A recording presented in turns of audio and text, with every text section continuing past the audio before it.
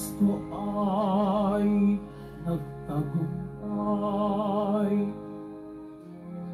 nalupig ang kamatayan, nagniling ang pagkabuhay. Hallelujah,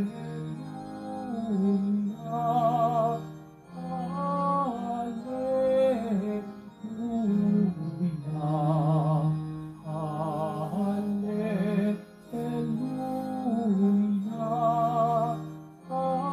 hallelujah, hallelujah.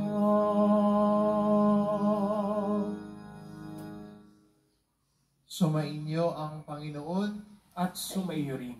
ang mabuting balita ng Panginoon ayon kay San Marcos. Papuri sa iyo, Panginoon. Noong panahon iyon dumating si Jesus sa Jericho, kasama ang kanyang mga alagad at marami pang iba. Nang umalis na sila roon, may naraanan silang isang bulag na nakaupo sa tabi ng daan at namamalimos. Siya si Bartimeo, anak ni Timeo. Nang marinig niyang naroon si Jesus na taga Nazaret, sumisigaw siya ng ganito, Jesus, anak ni David, mahabag po kayo sa akin. Pinagsabihan siya ng mga tao at pinatatahimik. Ngunit lalo pa siyang nagsisigaw, anak ni David, mahabag po kayo sa akin. Tumigil si Jesus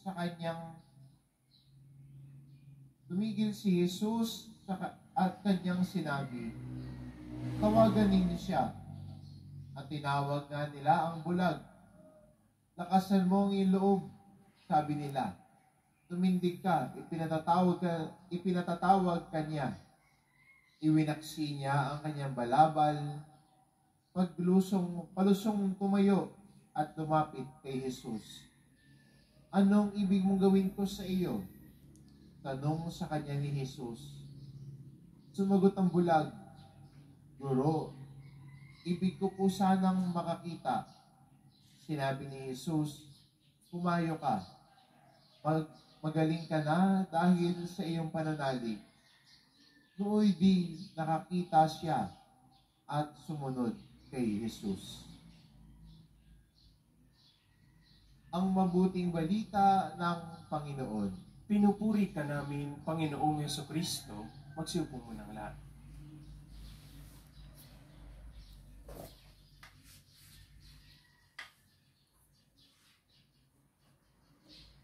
Guro, ibig ko po sanang makakita.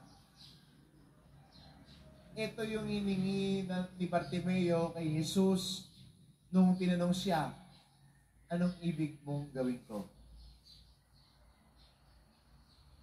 Alam niya ano yung kailangan niya. Alam niya yung pinakamahalaga sa kanya. Kaya yun ang hiningi niya sa Panginoon. Malinaw sa kanya anong gusto niya. Ano yung problema niya? At yun yung sinabi niya sa Panginoon, ibig ko pong makakita. Sa buhay natin, marami tayong inaalala at alalahanin. Marami tayong iniisip, para sa iba, patong-patong. Pero magandang itanong minsan, ano ba ang pinakamahalaga na pwedeng ihingi natin ng tulong sa Panginoon? What is most important? Kasi sa panahon ngayon, pwedeng maubos yung lakas natin sa maraming bagay. Sa maraming problema, sa maraming iniisip. Na iniisip natin, ang dami-dami natin problema. Pakasangayan. Pero kung uupo tayo titignan at tatanungin ang sarili natin, sa lahat ng problema mo, alin doon ang pinaka mas problemado ka? Ano sa mga problema mo ang medyo pinakamabigat para sa iyo? At yun yung hilingin ko kay Jesus. yun yung ilapit mo kay Jesus. Start with one. Si Bartimeo, malinaw sa kanya ano yung pinakakailangan niya. Pwede naman niya sabihin, Lord, bigyan mo na lang akong pagkain. Bigyan mo akong pera, bigyan mo akong pagkain. Kasi siya yung namamalimos eh. Pero alam niya ano yung pinakamahalaga sa kanya. Ano yung gusto niya mabago sa buhay niya. Kaya ang hiningi niya sa Panginoon, ibig ko pong makakita. Ikaw ba? Pag lumalapit sa Panginoon at nagdadasal sa panalangin, anong hinihingi mo sa Kanya?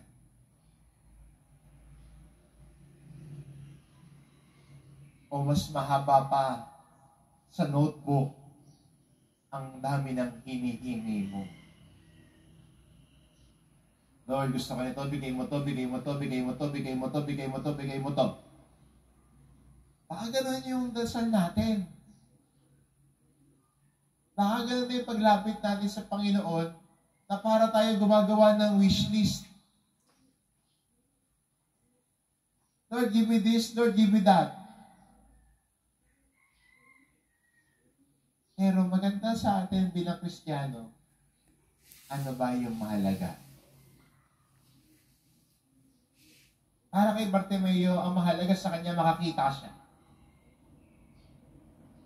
Magkaroon siya ng paningin dahil siya'y bulag. Ikaw ba? Anong mahalaga sa iyo? Sa mga problema mo, ano yung pinakamabigat doon? Pwede mo sabihin sa Panginoon, Lord, tulungan mo ako rito. Kasi ang Diyos din minsan tinatanong tayo, anong ibig mong gawin ko para sa iyo? Pero isa lang. Minsan marami tayong hinihingi sa Panginoon eh. Marami tayong pinapakiusap sa Panginoon. Pero maganda rin na tumingin sa isa.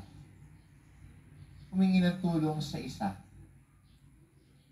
At hayaan mo na gumawa ng Diyos ng kanyang kabutihan sa problemang pinakamabigat na yan. Pag lumalapit sa Panginoon, maganda rin na alam natin yung nais hilingin sa Kanya. Lumalapit tayo sa Diyos na may pagpapakumbaba.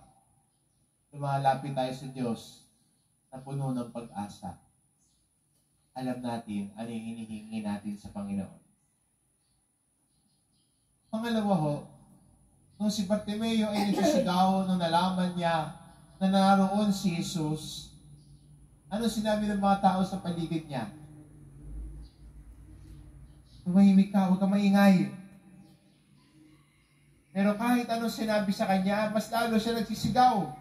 Mas lalo niyang nilakasan at sinabi niya, Jesus, anak ni David, maawa ka sa akin.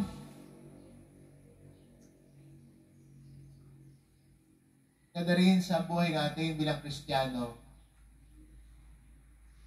that we call on the name of the Lord. Di ba sa bawat yugto ng buhay natin, we always call on the name of the Lord. Pag may problema tayo, we call on the name of the Lord. Pag nahihirapan tayo, we call on the name of the Lord.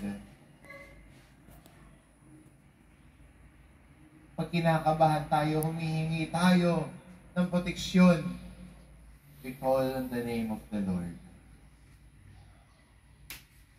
And to call on the name of the Lord is a prayer already.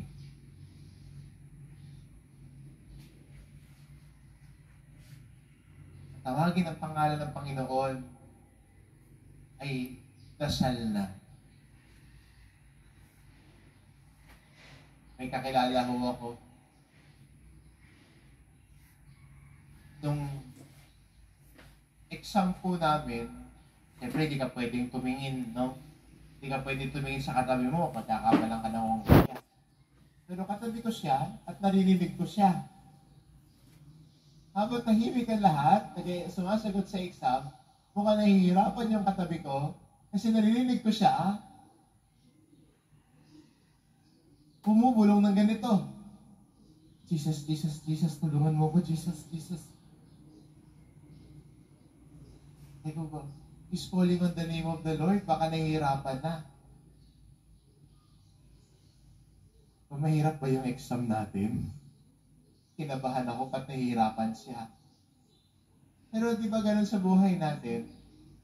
It's the trying moments of our lives na meron tayong problema, pag meron tayong hinaharap na pagsubok, pag kinakabahan tayo, o kahit minsan bumabiyahe tayo, we call on the name of the Lord and the Lord hears us.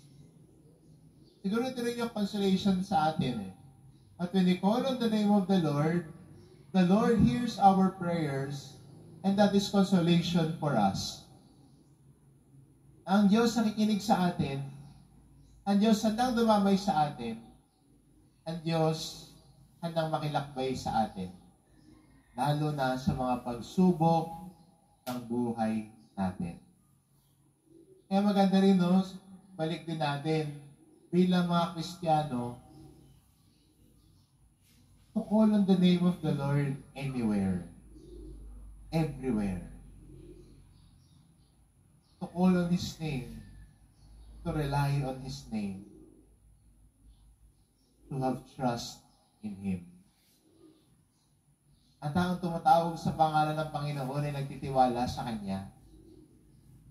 Ang taong tumatawag sa pangalan ng Panginoon, patuloy niyang ginagabayan, patuloy niyang kinakalinga, pinapakinggan, at dinudulog ang kanyang panalangin. Kaya ito magandang imbitasyon para sa atin bilang mga Kristiyano ngayon. Ano yung pinakamahalaga at ilapit kayo sa Panginoon at huwag matakot na tawagin ang Panginoon. To call on His name, to trust in His name. Amen.